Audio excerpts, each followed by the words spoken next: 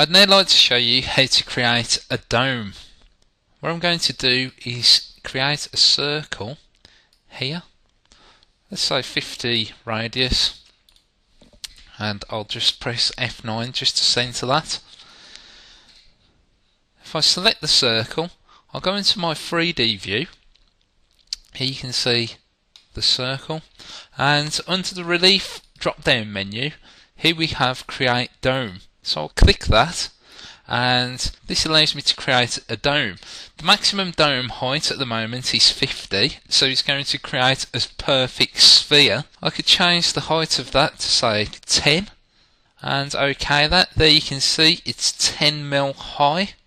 I could also undo that and create a dome again.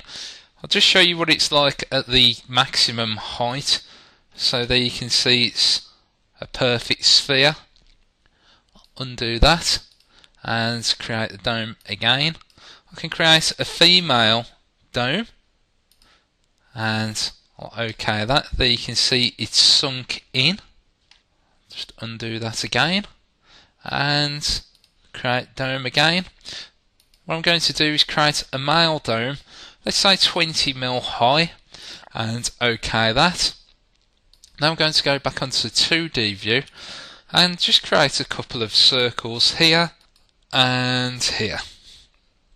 I just want to show you the merging mode here with these circles. So I'll just select this circle and click create dome. This time, instead of adding, I'm going to merge so it blends better into this large dome here.